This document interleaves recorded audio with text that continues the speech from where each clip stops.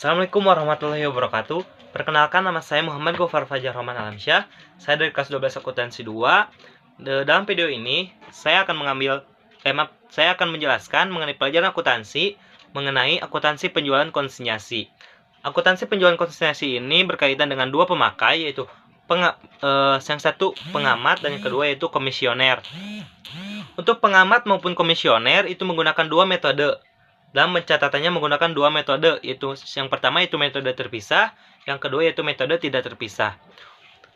Untuk metode terpisah, laba atau rugi penjualan konsinyasi ini dipisahkan dengan laba atau rugi dari penjualan biasanya atau penjualan lainnya. Sedangkan untuk metode tidak terpisah, laba atau rugi penjualan konsinyasi tidak dipisahkan dengan laba atau rugi penjualan biasa atau penjualan lainnya. Baik, untuk yang pertama saya akan menjelaskan akuntansi oleh komisioner atau konsigne. Bagi konsigne, setiap transaksi pendapatan yang berhubungan dengan penjualan konsinyasi dimasukkan ke dalam rekening barang komisi atau consignment in. Di sini komisioner hanya dapat mencatat jurnal pada saat menjual barang konsinyasi, mengeluarkan biaya-biaya yang berhubungan dengan konsinyasi, mencatat pendapatan komisi, dan pengiriman uang kepada pengamat. Saat sebelum melaporkan kepada pengamat, komisioner terlebih dahulu menghitung pendapatan komisinya. Jadi sebelum dikirim pengamat, komisioner harus terlebih dahulu menghitungkan pendapatan komisinya sebelum dikirim. Adapun untuk kemungkinan yang berhubungan dengan laporan konsinyasi, yang pertama itu komisioner dapat hanya mengirim laporan konsinyasi saja ke pengamat, tidak kepada pihak lainnya. Jadi hanya kepada pengamat saja, hanya kepada satu tujuan. Sedangkan untuk uangnya dikirim beberapa waktu kemudian. Jadi pada saat mengirim laporan pada komisioner timbul utang pengamat. Jadi uangnya tidak langsung dikirim pada saat penyampaian laporan. Tapi adapun yang poin kedua yaitu komisioner bisa langsung mengirim laporan konsinyasi berserta uang kepada pengamat. Jadi tidak harus menunggu terlebih dahulu beberapa hari kemudian, akan tetapi di sini komisioner bisa langsung mengirimkan uangnya beserta atau berbarengan dengan laporan tersebut. Kemudian untuk transaksi yang berhubungan dengan biaya-biaya penjualan konsinyasi atau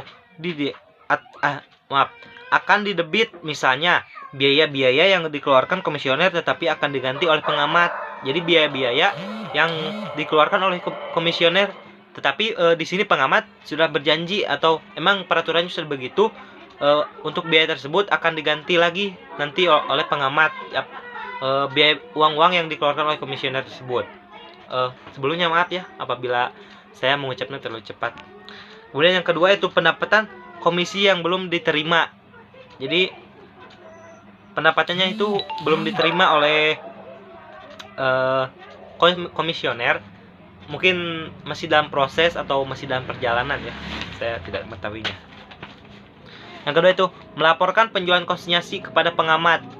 Di sini komisioner harus bertugas melaporkan penjualan konsinyasi kepada pengamat, harus ya, karena untuk kepentingan.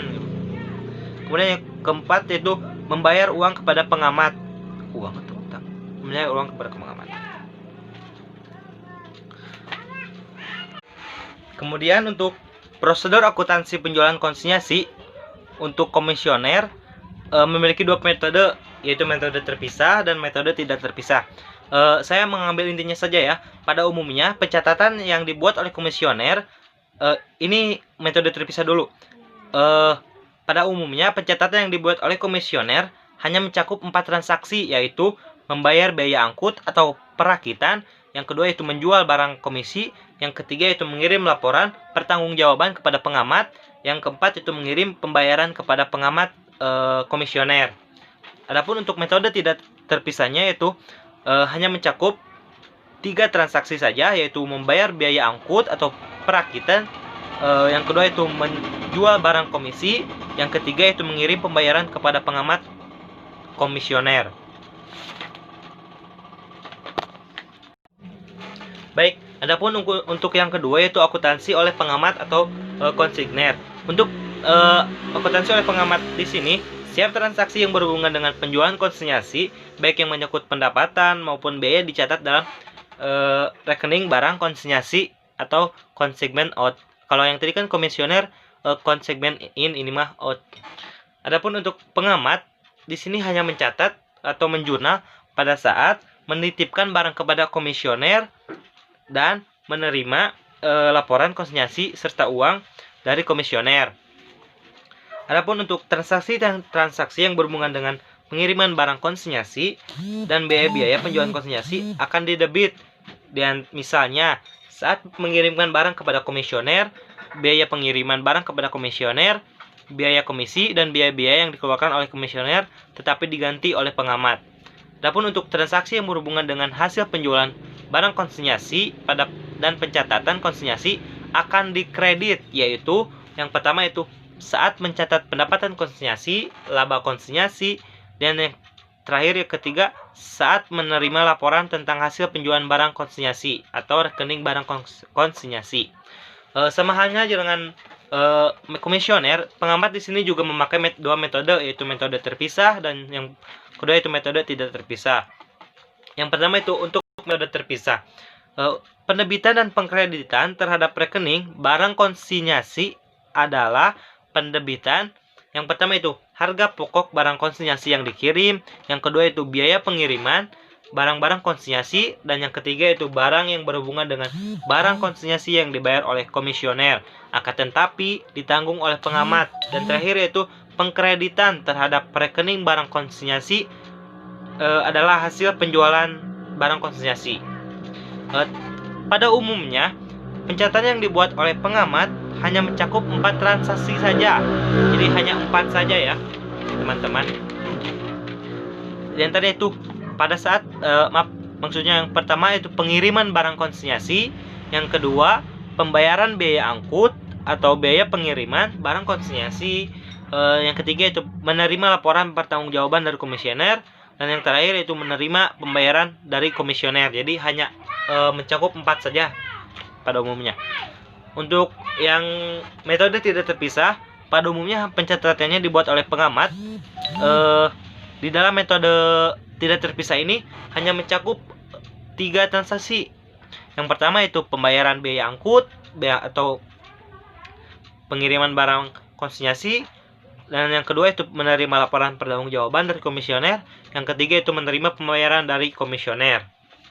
Nah, jadi itu ya pembahasan mengenai akuntansi oleh pengamat dan akuntansi oleh komisioner.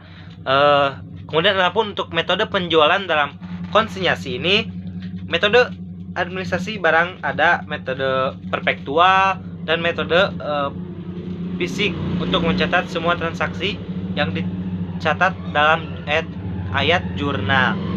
Maka perlakuan akuntansi untuk penjualan konsinyasi dapat digabungkan dalam satu pencatatan oleh konsinyasi yang terselesaikan dengan tuntas.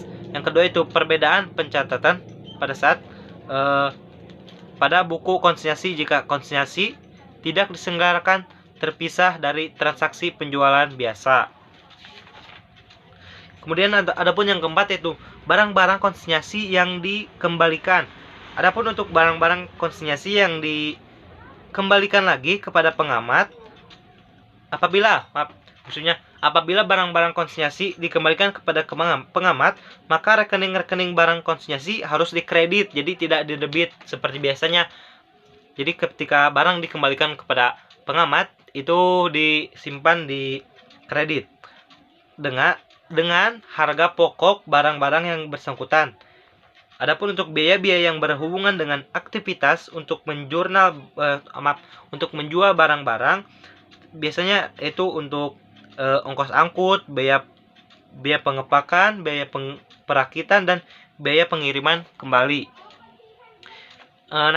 Biaya-biaya tersebut juga harus dibebankan kepada pendapatan untuk periode yang bersangkutan. Jadi tidak kepada periode lainnya gitu. Hanya kepada periode yang bersangkutan saja. Adapun untuk uang muka dari komisioner, di sini bila terjadi uang muka dicatat sebagai uang muka dari komisioner. Jumlah uang muka diterima kepada pengamat tidak boleh dikredit pada rekening, jadi harus disimpan di debit. harus disajikan dalam hutang di neraca sampai perhitungan atas penyelesaian barang telah telah bisa dibuat oleh komisioner yang bersangkutan. Yang kedua yaitu penyajian laba rugi penjualan konsinyasi di dalam perhitungan laba rugi. Laba rugi penjualan konsinyasi bagi pengamat dapat diperhitungkan dengan menggabungkan data hasil penjualan atau HPP dan biaya penjualan yang bersangkutan dengan data yang sama untuk transaksi penjualan reguler. Jika data ini penting, maka laporan secara terpisah sejajar dengan data penjualan reguler. Baik, mungkin hanya sekian pembahasan untuk akuntansi penjualan konsinyasi dari saya. Saya yakin apa yang tadi saya sampaikan bisa bermanfaat untuk kalian semuanya, asalkan dipahami, didengarkan dengan seksama dan dengan serius. Apabila tadi ada kata-kata yang kurang pantas atau tidak dimengerti, saya mohon maafkan. Mungkin hanya itu yang bisa saya sampaikan. Wabillahi taufiq wal hidayah. Wassalamualaikum warahmatullahi wabarakatuh.